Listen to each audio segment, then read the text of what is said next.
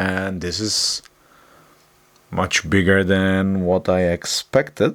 Hi everyone, and welcome back to the channel. For a while now, I've been collecting these recreational devices that have rechargeable batteries inside, like this one's here, and I've been using them in projects when I need a small battery to keep something powered for a while. And usually so far I've come across these two styles where we have either this flat cells or these circular ones, those cylindrical ones, depending on the shape and size of the device that we find.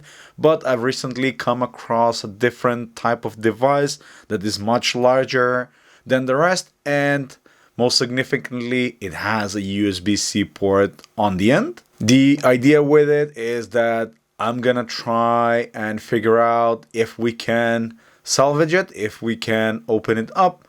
And because it has a USB-C port in it, I also believe that it's gonna have the charging circuit in it. But before we continue with trying to open the device and trying to salvage the battery and the circuit from within, I want to thank today's sponsor, which is PCBWay. If you are a maker working on any type of project, PCBWay can make the entire process really easy. You can simply upload your design files, choose your specifications, and get high-quality PCBs made and delivered straight to your door. It saves a ton of time and removes a lot of the hassles from building your own electronics. And it's not just PCBs. PCBWay also offers services like CNC machining, 3D printing, and full PCB assembly. So, whether you're prototyping or building a finished product, you can do everything in one place. Their pricing is very affordable, especially for small runs, and the turnaround time is fast, which is perfect if you want to iterate quickly. If you've got an idea that you want to bring to life, check out PCBWay from the link in the video description to get a small welcoming bonus and get started today. Now, if we take a closer look at the device, there is a valve here at the end that you can twist, and that opens some of the holes on the side.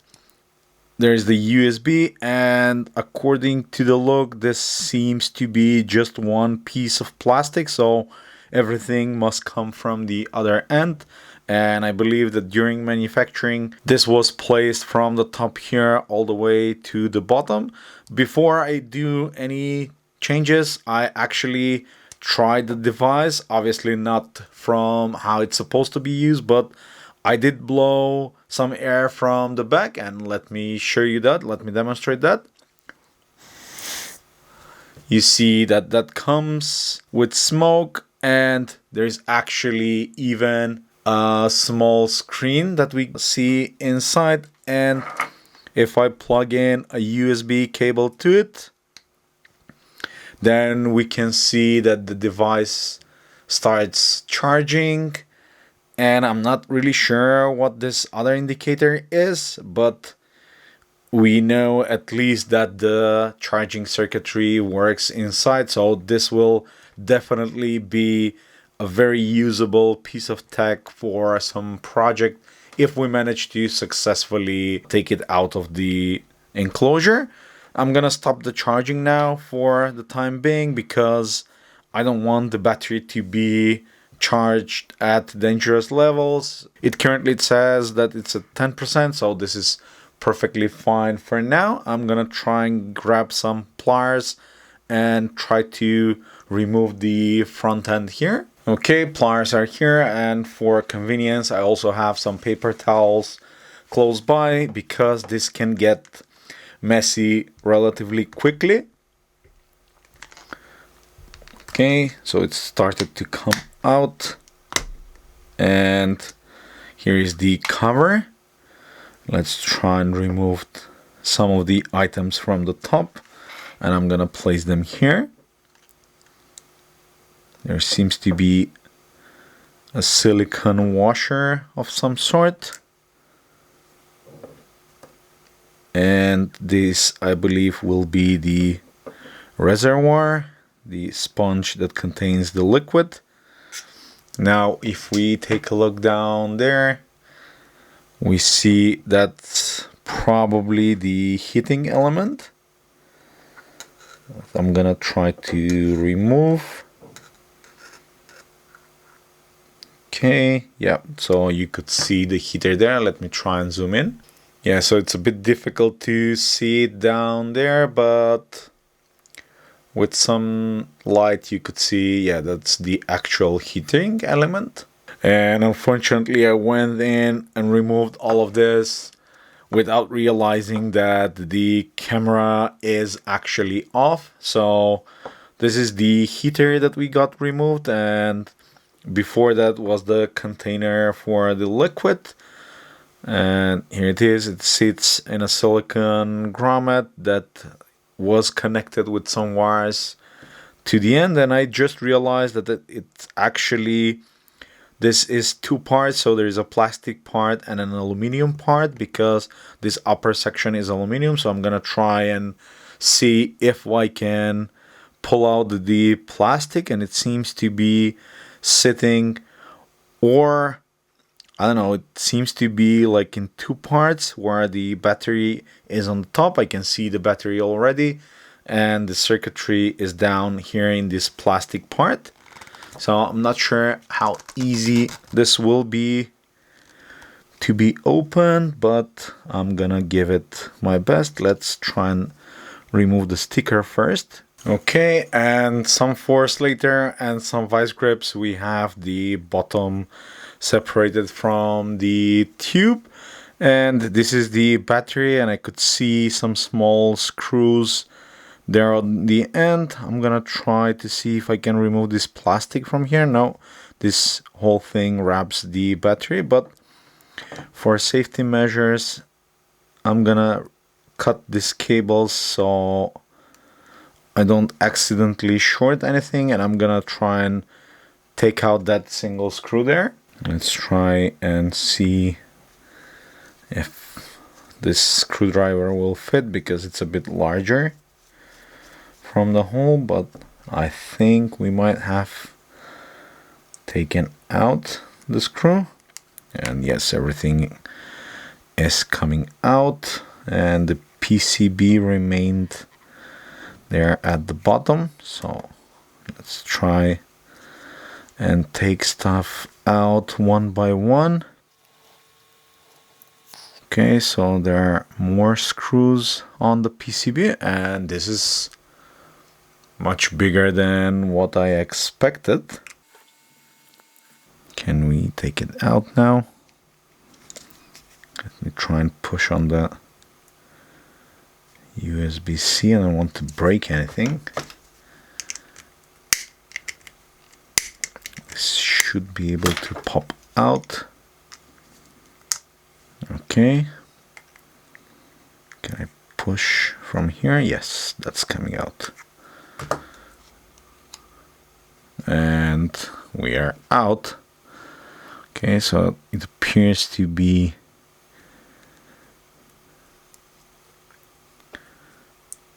added with this silicon piece and another one here. Let's take a closer look at the PCB. Okay, so battery on this device is 850 milliamp hours. It's still 3.7 lithium cell, and it's a bit of an upgrade from the 550 milliamp hours and the 400 milliamp hours batteries that I was used to find in these devices, although still not as big as I was hoping, because this in diameter is still relatively smaller, so I thought it might be something big. If we take a look at the PCB used for control, you could see this is a dedicated screen that has the battery percentage indicator and also a charging symbol on it. I believe that this on the side is probably the liquid level inside, but I don't think that it's actually measuring that. It could be that it's just calculating based on the amount of time that this is used for, and that indicates the content of the vape liquid that's available in the sponge inside. On the bottom here we can see that this is revision 1.3 and it's being manufactured at 2025 September 17th. There's a several pins for VCC, ground, data, and clock. So I believe some sort of like a I2C or similar communication. There's the connection on the screen there. That's done on pins D2, D3, D4, and D5. And I'm gonna try to look through the microscope on the chip and see if we can figure out what that is. Okay, so here is the board under the microscope. I have this on a piece of paper because I still have the battery connected and the metal plate down there is probably conductive. And I did a separate video just for the microscope I'm using if you want to check it out. But if we take a look at the PCB, this is the microcontroller that they are using. So it's F8085J508. I'm gonna try and figure out to find it and see what that is. There's something that looks like a MOSFET that is probably triggering the heater element. So the blue wire there is what was connected to the heater, and the rest was taken from the battery negative, which seems to be shared with the pin here. So you could see that O minus, which is the output, is shared with the battery negative. We have the what's labeled as a microphone here, but that is being used as a pressure switch in most of these circuits. And what else? What do we have here? So HC1500. I'm not sure what that is, but given that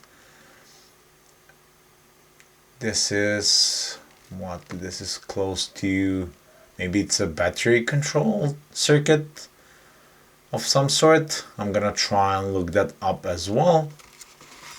And this is the connection that I was saying about on the actual screen. So it will be interesting to see what's the communication there, because there seems to be some sort of a communication in order to be able to show the battery percentage and the level as well. So at least we can use this PCB as is. So we can use the USB port on the side to directly charge this small cell. And here's the label on that more clearly. So it's 850 milliamp hours, 3.145 watt hours at 3.7 volts. Definitely usable for something small that we can power with. If I try to look for that microcontroller number, I'm not really getting any results, and it's probably something that's very specific to a certain manufacturer, and it's only available to a closed circle. So unfortunately we don't have a datasheet for it. And the same is true for the other chip, the BC1500 that we had.